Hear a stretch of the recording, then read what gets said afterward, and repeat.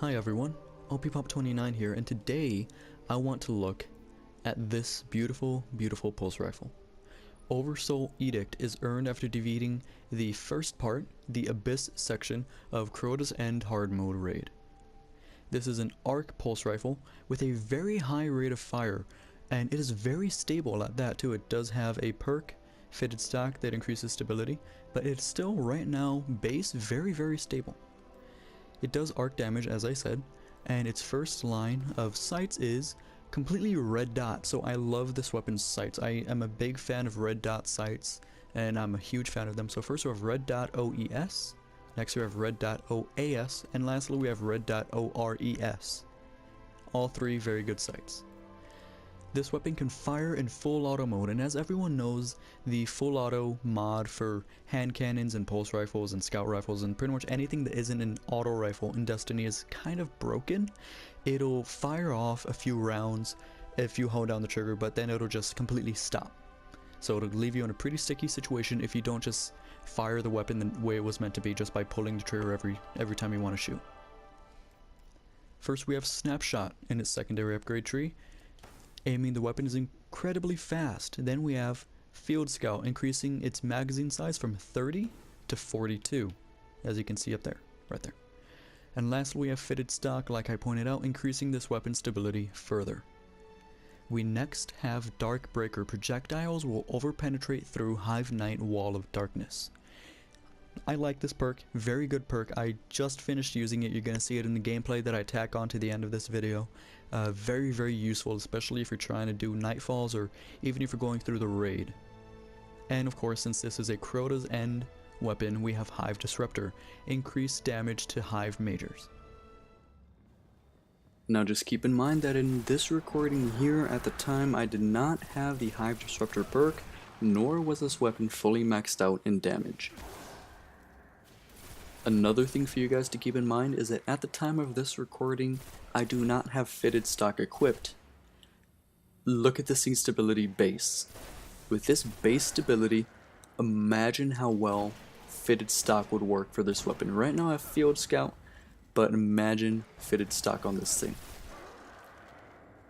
Now if you haven't noticed it, or if you haven't been looking for it, when the Hive Knights put up their Wall of Darkness, doesn't matter if they're Major, Ultra, or if they're just red barred enemies, they do regen a little bit of their health. Now there is a small period of time after they release their Wall of Darkness where they seem to be stunned. At this time you can work on their health and take it down and possibly negate what little health they regen while their Wall of Darkness was up. However, with Oversoul Edict, not only can you stop the knight from regenerating any health because you're constantly dealing damage to it, you can also use that time that it takes after the Hive Knight's Wall of Darkness is dissipated to do even more damage on top of that. So if we were to compare this weapon, though it does have a very low impact, to possibly another pulse rifle with higher impact, or even an auto rifle, I could see the Oversoul Edict fully maxed out in damage, of course, doing just as much, if not a tiny bit more damage than any of the previously mentioned weapons, because it does more damage over time. To add to this, if we were to compare this weapon's performance against enemies that have arc shields, such as Hive Knights, Fallen Captains, and Vex Harpies, then its performance would increase exponentially. Excluding any other primary weapons that deal arc damage, such as Fatebringer, the Fang of Aryu, or Kratos' Timepiece, then Oversoul Edict would, logically, be your best choice when fighting any other enemies with arc shields or when fighting any type of Hive Knight. Excluding Fatebringer again, I would venture to say that I would use Oversoul Edict over any of the other former mentioned weapons. This weapon's stability and rate of fire more than make up for the lack of damage it does through impact. This weapon is so accurate that you're going to be landing a lot of headshots, and it fires so quickly that you're going to be landing a lot of headshots over a short period of time. However, this weapon does have a very long reload, since it is a pulse rifle with a bullpup style reload. Bullpup style reloads in this game mean that reload canceling is very difficult, if not impossible, to some players. So for the most part, unless you were to be very lucky and time it very well, you would have to suffer through this weapon's long reload speed. And unfortunately, this weapon has no perks that would increase its reload speed.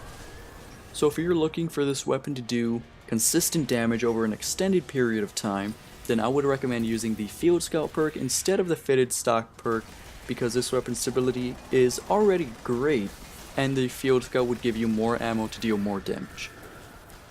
And with that, I think I'm going to wrap up the review of Oversoul Edict, the legendary pulse rifle you acquire after defeating the first portion of CROTA'S End Hard Mode raid. Let me know what you guys think about this weapon down in the comments below. I really want to know what other people think about this weapon. And if you really like this review, go ahead and drop me a like, it really helps a lot. And until next time guys, this has been OPPOP29. I will see you later.